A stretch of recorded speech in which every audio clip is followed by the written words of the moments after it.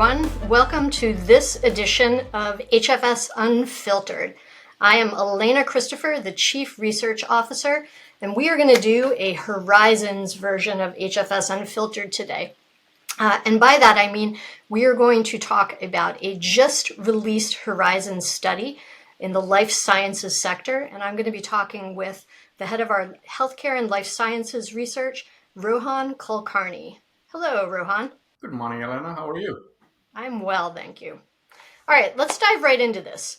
Let's do some level setting first. Why this study? How did you manage the evaluation? And who the heck did you evaluate? Tell us about it.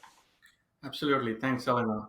So, as an architect, as one of the architects of the Horizon studies yourself, you know this very well, that our Horizon studies typically capture the supply side dynamics to address the rapidly evolving demand side needs, right? And that's precisely what the Life Sciences Horizon study has done in trying to understand the dynamics of the supply side for the life sciences industry.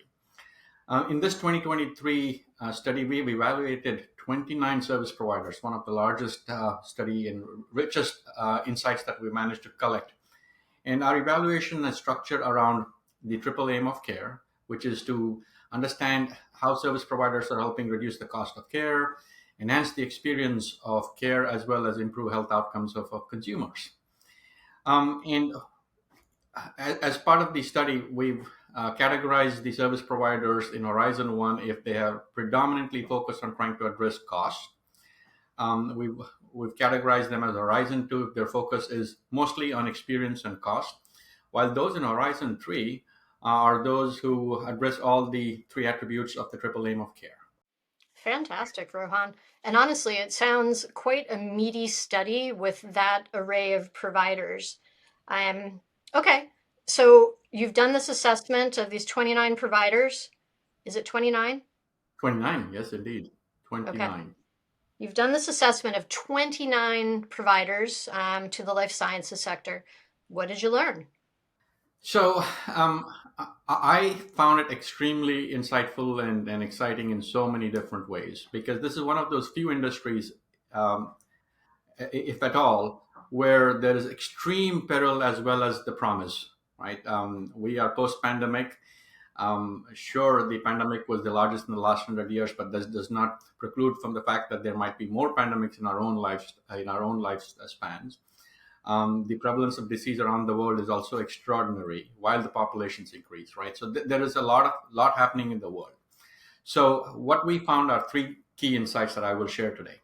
One is from a supply side is the sophistication of offerings, right? From an infrastructure standpoint, from a capability standpoint, suppliers and service providers have really stepped up their game post-pandemic.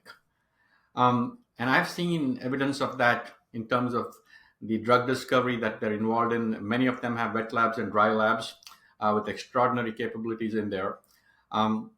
They're also built up infrastructure and offerings in order to address smart manufacturing, because manufacturing from a life sciences standpoint is really a global industry, and they're able to provide more than adequate support there. And lastly, many of them are partnering with life sciences in order to create and develop novel direct-to-consumer offerings, which is quite extraordinary because that's sort of the holy grail for a lot of pharmas to connect with their consumers directly versus through a variety of third parties, if you would. The second key insight is around ecosystems. It's becoming extremely clear that more and more service providers are using ecosystems as a default state. But that's not news. The news is sort of the configuration of those ecosystems, the level of diversity that the suppliers and service providers have in their ecosystems. Currently, there is a significant bias towards partnering with some of the large enterprise platforms and SaaS and hyperscalers. And so my sense is that as time progresses, service providers are probably going to get smarter about the configuration so that they include more startups, more segment-specific players, more academia as part of that ecosystem, the partner ecosystem, right? And that probably, right now, I do believe that they're missing opportunities, but in the future, I do believe that will be core to their differentiation as they go to market. And then lastly, are sort of I almost want to say a classic comparison between going to market using services or delivering outcomes.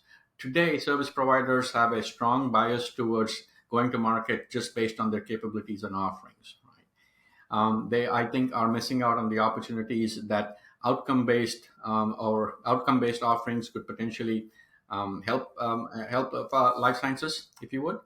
But then again, I don't want to be particularly critical of service providers on that, because this is both a function of buy side behaviors as well as supply side behaviors. So the good news is there are opportunities going forward, and from a research standpoint, I'm looking forward to that.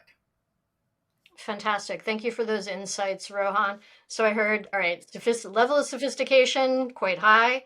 Ecosystem rising, very essential. I will note I just read an article in the current issue of Vanity Fair about Project Warp Speed, which was all about the US development of COVID vaccines and how it was inherently enabled by a massive and pretty impressive ecosystem.